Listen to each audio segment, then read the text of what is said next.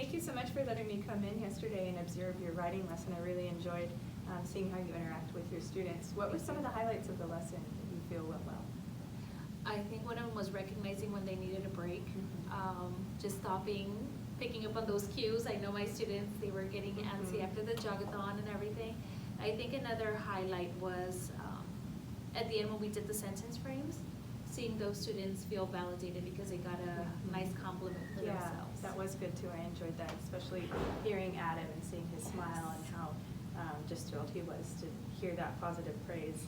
Yes. What went well in your lesson in regard to your CSTP focus that we talked about in the pre-observation? I know you wanted to work on 5.5 and setting some nice goal setting for your students and self-reflection, as well as 5.6 and integrating technology. What went well in your lesson regarding those? I think the whole class together going back and saying how can we reach a goal of becoming better writers and identifying that there's a process to it, which is our gathering of our ideas. They took notes initially, putting them on a thinking map, and then doing a rough draft, finally doing your editing of that and your final product. And I think for a lot of the highlight is incorporating the technology part where they get to record themselves on Class Dojo and look at each other's recordings. Okay, good, yeah. I know there was a lot of the lesson that I enjoyed seeing. I always enjoy your cues, and I really appreciate when you do your cues how you really check to make sure that the students stop and that you have their full attention before you move on. And I also really liked how you sold the purpose of the rubric.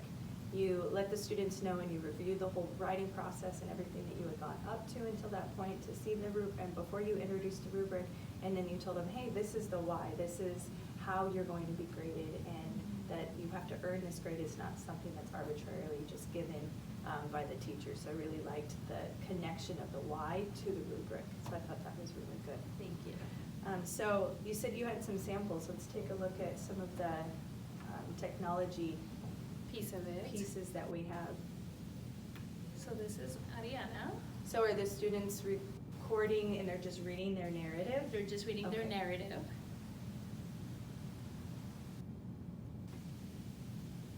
I think that's for sure. Have you ever seen a shark before? That's a shark. First, a shark that can push mounts backwards. You can pull a shark bites and help with that. Second, sharks have 1 to 100 babies at a time. When a baby shark's born, they are capable of taking care of themselves. The sharks that are very fast in water, a shark with as fast as 41 miles per hour can jump. These are feeding things that make sharks bleed. Awesome. And I was thinking that there were narratives. They're not. They're informational pieces, or are they opinion pieces? They got to select their favorite animal or any animal that they wanted Okay. and write about that. So Okay. it's their opinion of which the best animal is. Oh, I see. Okay. So that was Ariana, and she's one of my high students. This is one of my students that struggle a little bit more with writing and with reading, so this gave me a good way to kind of assess where she's at with reading her own writing. Okay.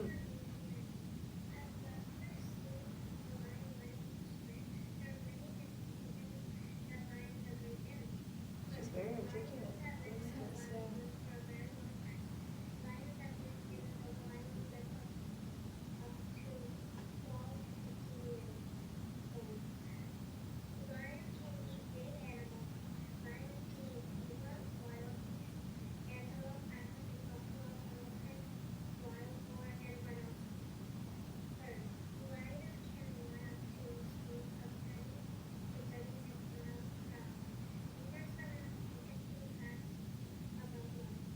I like it. Very nice. And she's one you're worried about. Yes, Wow. because she stutter or she gets stuck in She certain did really words, but well. she did Yeah. really well with this one. Mm-hmm.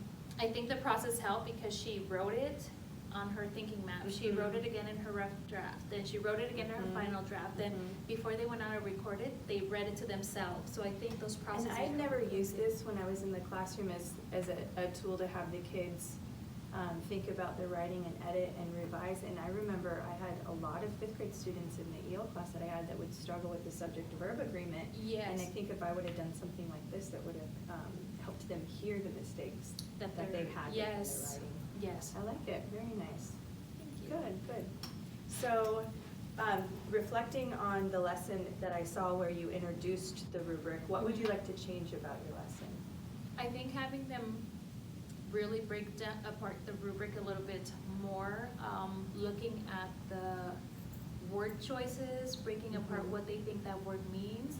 I think working it with a little bit more so that they're more conscientious of what it means. There was keywords, like there was words where a 4 is logical or effective, and then a 3 is adequate, a 2 is an Yes. introduction, a 2 is just where something may be missing, is finding those keywords Right.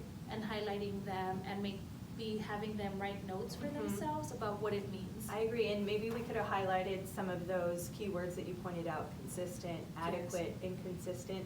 And then you could have had the students maybe pair share, Yes. talk about what they thought those things meant. Another way that you could do it would be to show an example of what you're looking for. So this is Right. adequate, this is consistent, this one is inconsistent. So they see a visual that's tied to that as well. And I think as we go through the process, and as you have more experience teaching third grade, you'll have more of those student samples that you can draw from as well. I was thinking maybe even a binder where if they forget what it looks like, where I have them in order and I have informational up front, narrative, opinion. And there are exemplars on CAS, but I would be afraid to use those now because you don't want to give the answers to the performance task, IUB, that you're eventually going to give. Yes. So just know that those are in there also. I also have some videos that I've stumbled across in different trainings that I've gone to. There's one from Achieve the Core that has some examples of how students use the rubric to give each other peer feedback. And then I also saw one in September when I was at the Equity Conference that showed some really good student examples of how they are using their questioning to help them. So I can share that resource with you, so I'll go ahead and email that to you. What pieces of our coaching cycle, which ones do you feel have been beneficial to you? I think having the opportunity and access to having those conversations for me to ask questions and feel comfortable asking questions. Also, when you come in the classroom, it's always very positive. Your feedback is always great. But I think just having you available and having those conversations, if I have something that I need or I have a question, you come back not only with resources, but with your experience, or you will tap into anywhere that you need to get me what I need. And you always have great ideas. I always love learning from you too and seeing how you're using technology, and your cues are always different, and you have a lot of really good strategies that I enjoy watching. Are there ways that I can grow that you feel like I haven't given you something that you need, or areas that, like what could have helped you more in our coaching cycle maybe that I didn't provide for you? I don't think there's an area where you haven't. You've even been open to coming in and watching my class or taking over my class if I want to observe another teacher who has a really strong grasp on writing or any other subject. So you have always been just very open and providing everything that can help me out. Okay. Well, I'm open to that feedback too. So if you think of something, let me know, because I would like to, we're always learning and always growing, and so that can help me grow as well. So thank you so much. I really enjoyed being in your class. Thank you.